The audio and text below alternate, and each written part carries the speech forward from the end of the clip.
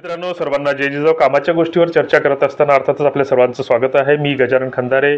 आपण हे channel subscribe केलं नसेल तर सबस्क्राईब करा. महत्त्वाच्या विषयावर आपण यातून चर्चा करत असतो. सिबिल विषयाची माहिती घेत असताना तुमचा सिबिल स्कोअर नेमका घसरतो कशामुळं, ही याबाबतची आपण छोटेखानी माहिती घेणार आहोत.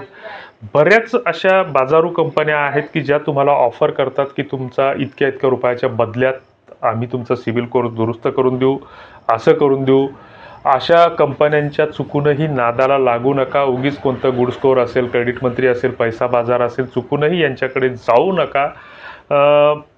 सिबिल स्कोअर घसरतो कशामुळं हे जर जाणून घ्यायचं असेल तर याच्यामध्ये जी काही मुख्य कारणं आहेत, या सगळ्यात महत्त्वाचं जे कारण आहे तर आपल्या देशातील 56 इंची सरकारी व्यवस्था आणि त्याच्यावर नियमन करणारी जी काही रिझर्व्ह बँक आहे, ज्या सिद्दीकी शिफारशीच्या नुसार 2000 साली सिबिलच्या स्थापनेला परवानगी दिली होती.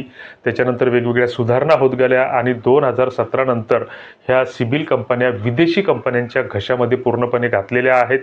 आणि मग आता ह्या नियमन करणाऱ्या ज्या काही व्यवस्था आहेत तर ह्या तुम्हाला आम्हाला फक्त लुटण्यासाठी बसलेल्या आहेत. आता सिबिल नेमका घसरतो कशामुळं हे सरकारला दिसत नाही, पण तुम्हाला आम्हाला समजलं पाहिजे की एखादं कर्ज आपण घेतो आणि त्या कर्जाचा हप्ता जर एखाद्या वेळेस 2-3 वेळेस जर चुकीनं थोडासा विलंब झाला असेल तर तुमचा सिबिल डाटा कुठेतरी घसरतो. हे एक आता साधं सरळ सोपं उदाहरण आहे. दुसरीकडे आता याचं एक उदाहरण असं आपण पाहू की एखाद्या व्यक्तीने, नोकरदार व्यक्तीने एक मोबाईल घेतला, त्याच्यासाठी 10,000 रुपये कर्ज घेतलं आणि 10,000 रुपये कर्ज घेतल्याच्या नंतर त्याला तो दर महिन्याला 1,000 रुपये हप्ता भरायचा. असं 12 महिन्यात त्याला 2,000 रुपये व्याजासह ती परतफेड करायची. 5 तारखेला त्याचा ECS लागणार, म्हणजे इलेक्ट्रॉनिक क्लिअरिंग सिस्टम, आणि बँकेच्या खात्यातून ते पैसे कपात होणार. आता पहिले सुरुवातीचे 4 महिने त्यानं रेग्युलर हप्ते भरले. 5व्या महिन्यामध्ये त्याचा पगार वेळेवर झाला नाही किंवा त्याला आठवण राहिली नाही म्हणून त्याचा हप्ता कुठेतरी बाउन्स झाला. 6 तारखेला त्यानं काय केलं की ते 1,000 रुपये अधिक त्या कंपनीचे 500 रुपये बाउन्सिंग चार्जेस, असे 1,500 रुपये त्या कंपनीच्या मड्यावर घातले. त्याच्यानंतर ज्या बँकेत त्याचं ECS लागलं होतं त्या बँकेच्या मड्यावरही 300 रुपये घातले. आणि मग अशा स्थितीमध्ये 1,800 रुपयाचा त्यानं भुर्दड भरला आणि त्याच्यानंतर पुन्हा दुसरा हप्ता त्यानं रेग्युलर त्या खात्यातून कपात झाला. पुन्हा त्याच्यानंतरच्या महिन्यामध्ये असंच झालं. असं त्याचं 2-3 वेळेस झालं आणि मग शेवटी तो कंटाळला आणि 12 महिन्याची जी काही त्याची कर्जाची फेड होती तर ती त्यानं 9व्या महिन्यातच पूर्ण त्या कंपनीचं कर्ज फेडून टाकलं. आता त्याला बुडवा किंवा चोर ठरवणं हे आपल्या सामाजिक व्यवस्थेनुसार योग्य ठरतं का हे तुम्हीच ठरवा. एखाद्या माणसानं जर आपल्याकडून महिन्याच्या बोलीनं जर पैसे नेले असतील आणि तो जर व्याजासह 2 दिवस आधीच आणून देत असेल तर त्याला लबाड किंवा बुडवा ठरवणं हे चुकीचं ठरतं. जर एखादा महिन्याच्या बोलीन पैसे नेत असेल आणि तो 6 महिने लांबवत असेल तर मग त्याची मर्यादा घसरवायला काही हरकत नसते. मात्र इथं बाउन्सिंग जरी झाले तरी हे कंपन्या तुमचा सिबिल डाटा खराब करतात. पण करतात आता या 4ही कंपन्यामध्ये एक वाक्यता नसते. म्हणजे एखाद्या कंपनीचा स्कोअर जर 700 असेल तर दुसरं 700 दाखवते, तिसरी 650 दाखवते. आणि यांचे सिबिल स्कोअर दुरुस्त करायसाठी किंवा हे करायसाठी तुम्हाला आम्हाला सामान्य माणसाला पैसे मोजावे लागतात. म्हणजे सिबिलचं जर सबस्क्रिप्शन तुम्हाला घ्यायचं असेल तर तिच्या 1,200 रुपये तुम्हाला द्यावं लागतात. म्हणजे जी ट्रान्स युनियन नावानं जी काम करते तिला. तुमची एक्सपिरियन नावाची असेल तर ती जवळपास 400 ते 600 रुपये घेते. CIRF जवळपास 400 ते 600 रुपये घेते. आणि दुसरी एक पुन्हा जी इक्विफॅक्स नावाची कंपनी, ती पण तेवढेच जवळपास 500-600 रुपये घेते. एका वेळचं सिबिल पाहायला तुम्हाला 100 ते 150 रुपये द्यावं लागतात. आणि पैसा बाजारचं सबस्क्रिप्शन जर तुम्हाला घ्यायचं तर ते 400 रुपये वेगळे घेते आणि तुमच्या सिबिल दुरुस्तीसाठी 1,600 रुपये 1,800 रुपये आणखीन मागते. क्रेडिट मंत्री नावाची एक लुटारू कंपनी आहे, ती तुमच्याकडून पहिल्यांदा सुरुवातीला 1,800 रुपये घेऊन तुमच्याकडून सबस्क्रिप्शन देते आणि त्याच्यानंतर तुम्हाला लुटायला कोणतीच कसर सोडत नाही. मग असं करा, तसं करा, हे डाटा अपलोड करा, ते करा, आणि तुमच्याकडून फक्त पैसे लुटत असते. तर अशा या कंपन्यांची ही लूट सुरू आहे आणि याच्यावर सरकारचं किंवा रिझर्व्ह बँकेचं कुठलंच नियंत्रण नाही. आता तुमच्या सिबिल स्कोअरमध्ये एखादा चुकीचा डाटा अपलोड होत असेल की तुम्ही त्या बँकेचं कर्जच घेतलं नाही किंवा ते कर्ज फेडून 1 वर्ष झालं आणि तुमच्या सिबिलला दिसत असेल तर तुम्ही जर त्या ट्रान्स युनियनच्या साईटला जर गेले तर तिथं तुम्हाला सांगितलं जातं की रेज डिस्प्यूट करा.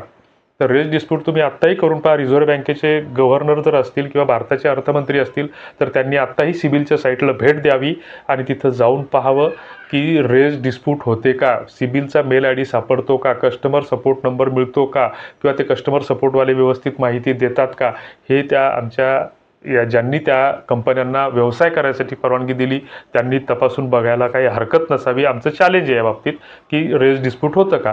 रेस तुम्हाला डिस्प्यूट करायचं असेल तर त्या कंपनीचं सबस्क्रिप्शनच तुम्हाला घ्यावं लागतं. ही असे लुटीचे धंदे आहेत. दुसरीकडे असं आहे की ह्या सिबिल कंपन्या तुमचा स्कोर पुन्हा कुठे कमी करतात की आता एका माणसाकडं 3 कंपन्यांचं वेगवेगळं कर्ज आहे. एकीचा तो 2,000 हप्ता भरतो, एकीचा 1,500 भरतो, एकीचा 1,000 भरतो आणि चौथ्यांदा त्याला पुन्हा पैशाची गरज आहे आणि बाकी बाजारामध्ये किंवा समाजामध्ये त्याला कोणी उसने देत नाही. मग अशा वेळेस तो ऑनलाईन कर्जासाठी ट्राय करतो. मग त्यानं पहिल्यांदा एक कंपनीकडं ट्राय केलं, त्यानं रिजेक्ट केलं किंवा तुम्ही आमच्या पात्रतेमध्ये बसत नाही. दुसऱ्या कंपनीकडे ट्राय केलं, त्यांनी रिजेक्ट केलं.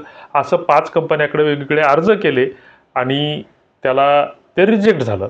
तर त्याचा सिबिल स्कोर तब्बल 50 अंकांनी घसरतो.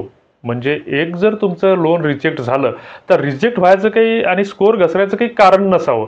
मात्र हे रिझर्व्ह बँकेला आणि त्या नियमन करणाऱ्या सरकारी व्यवस्थेला कोणी सांगितलं पाहिजे की बाबा मला जर पैशाची गरज असेल तर तुम्हाला मला कर्ज द्यायचं नाही द्यायचं तो तुमचा अधिकार आहे की तुम्हाला मला पैसे उसने द्यायचे नाही द्यायचे. परंतु हे सिबिल स्कोर घसरवण्याचं तंत्रज्ञान तुम्हाला कोणी सांगितलं की एखादी कंपनी जर तुम्हाला कर्ज नाकारत असेल तर त्या कंपनीनं कर्ज द्यायचं नाही द्यायचं तो कंपनीचा अधिकार आहे. परंतु मी जर 5 ठिकाणी अर्ज करत असतील तर मला मोर हंगरी किंवा मोर इगर म्हणायचं किंवा भिकारी म्हणायचं किंवा डखाळा म्हणायचं ग्रामीण बोलीभाषेमध्ये आणि त्याचा सिबिल स्कोर पुन्हा घसरून टाकायचा. म्हणजे त्या वाढवायसाठी त्यानं जर रोजगार हमीची 8 दिवस मजुरी करायची आणि 8 दिवसाचा जो काही MREGSचा 1782 रुपयाचा जो काही हप्ता भेटेल तर तो 1782 रुपयाचा हप्ता त्या पैसा बाजारला किंवा क्रेडिट मंत्रीला किंवा त्या सिबिल ट्रान्स युनियन कंपनीच्या घशात घालायचा आणि स्वतःचा सिबिल स्कोर दुरुस्त करायचा. अशी ही इथली व्यवस्था आहे. याच्याविषयी बोलणार कोण, आवाज कोण उठवणार? तर मित्रांनो आपणच आपला आवाज उठवला पाहिजे.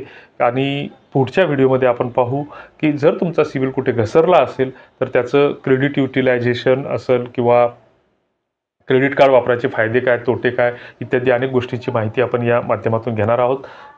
तुर्तास धन्यवाद.